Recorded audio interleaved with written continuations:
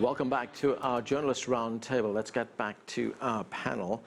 Farhana, tensions have been ramped up this week between India and Pakistan. The Indian military said that it had carried out quote-unquote surgical strikes against militant targets in Pakistani-administered Kashmir. Pakistan has denied that these attacks have taken place. But what do we know about this incident? Well, there's two separate incidents here. First, I can tell you from Islamabad, there's a great deal of frustration and trepidation by the Pakistani military apparatus and civilian leadership that's expressed against what they consider Indian provocation. So there's been Indian attacks against a line of control, which the Pakistanis say that has violated the ceasefire agreement. That's one particular issue of great concern. The second concern is what you raise, which is the so-called surgical strikes, which the Indians have claimed to have killed 20 terrorists. According to the Pakistanis here, there's a lack of evidence, so there's no proof to who's been killed or who's been captured. But the other thing that's really important that hasn't been garnered enough attention is that these two issues deflect attention away from the more important crises and conflict which has been waging in the Kashmir Valley for nearly 70 years. And in light of what happened this summer that began on July the 8th, you had it's almost now 3 months of continued strikes and protests, and thousands of Kashmiris have been jailed. There have been hundreds who've lost their eyesight because of India's use of modern weapons, the pellet guns, and so many. In this kind of tensions, you know, the ongoing crisis in Kashmir is really escalated tensions between India and Pakistan. Okay, Liu Xin, China is trying to calm tensions between Pakistan and India. This is the Chinese Foreign Ministry spokesman Geng Shuang speaking in Beijing. Let's watch. China is in touch with both India and Pakistan through various channels. China always hopes that India and Pakistan can properly resolve relevant disputes through dialogue and consultation, improve bilateral relations, strengthen all-round cooperation, and jointly promote regional peace, stability, and development. So what role can China play in resolving this dispute? It's a long-running dispute, as Farhana just pointed out. It's been going on for 70 years. Well, I think, as you said, it is very important for China to both develop a friendly relationship with India and with Pakistan and make sure that the relationship between India and Pakistan stay on a friendly term. China will use, as it always uses, diplomacy, cooperation, economic development opportunity, win-win proposals to help by helping all sides develop economically and cooperate together. Only when you give people economic development, you give people job stability, and you talk to people, you engage in constructive dialogue, that you can do that. And I think that is China's advantage here, because this is China's consistent foreign policy to always try to go for dialogue and never using any speculation or favoring one part to another. I think China has a tremendous role to play. It's just how we, continue to dialogue with the different parts and help calm situations down. And Liling, what role is there for the United Nations? In fact, the Pakistani ambassador to the United Nations, Maliha Lodi, he's asked the Security Council on Thursday to informally brief the body on the escalating tensions with India. What can the UN do? Yes, that's right. Pakistan has made that request to the Security Council, and I understand the Security Council is also briefing the Secretary General about this request this session on Friday. Now, this, however, isn't the first time that Pakistan has approached the UN to discuss or raise this issue at the Security Council. It has been brought up before, and Ban Ki-moon has asked Pakistan to resolve the differences with India through bilateral dialogue, and that has always been quite the emphasis whenever differences between nations, when nations bring their differences to the UN. Now, the thing, though, is that the UN will in all likelihood not intervene and not mediate unless both countries bring the request. That is, if India and Pakistan both make the request of the UN to mediate. And as of now, I understand it's only Pakistan. So what's likely to come out of the UN is more of an urging for Pakistan and India to resolve this bilaterally. Okay, and this is where we say goodbye to our correspondent in Geneva, Liu Xin. Thanks very much for being with us.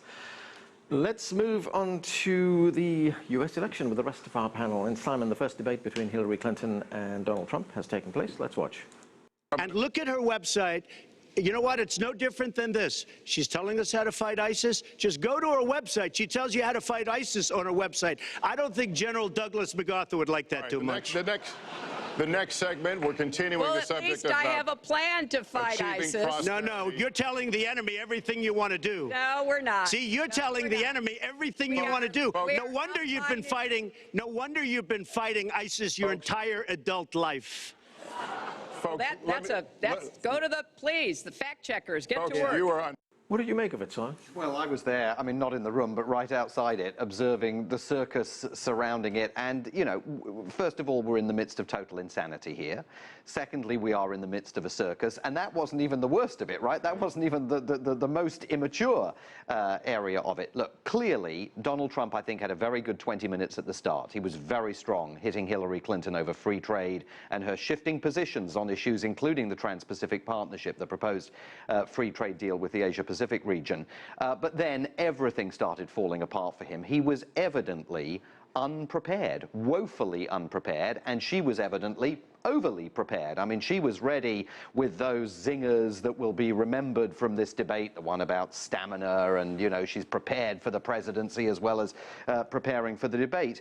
And his constant interruptions, his demeanor, her unleashing of that landmine that the campaign had very, very carefully buried concerning the former Miss Universe pageant winner who accuses Donald Trump of misogyny, an issue that continues to play out even today through the rest of the week, fueled largely by Donald Trump himself, undercuts one claim that he made in that debate, which is that he has the temperament for the presidency. He's got a winning temperament, and he's got a temperament that's in control. He clearly doesn't have a temperament that's in control, and how they are now going to prepare him better for the subsequent two debates that are going to take place is a huge issue for the campaign, but a huge issue for all of us is how all this plays publicly. Conventional wisdom says, you look at that debate, Hillary Clinton won it, it's going to really damage him, and she's going to have a substantial bounce in the opinion polls.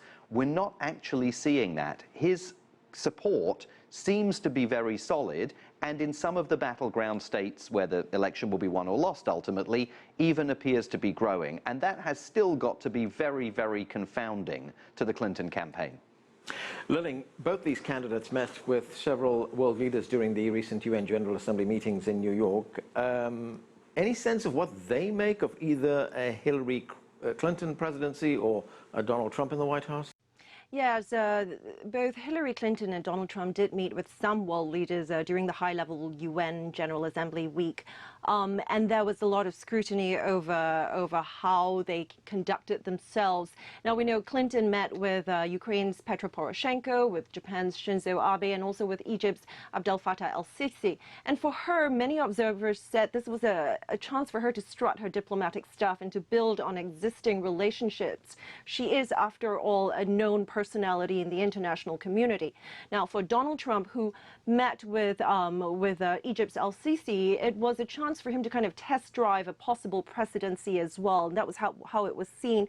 But we've also seen some missteps from Trump. Apparently, reportedly, he rebuffed a meeting with Poroshenko. And of course, last month, his meeting in Mexico received quite mixed reviews. And Farhana, what's the view from South Asia? Did people follow this first debate very closely?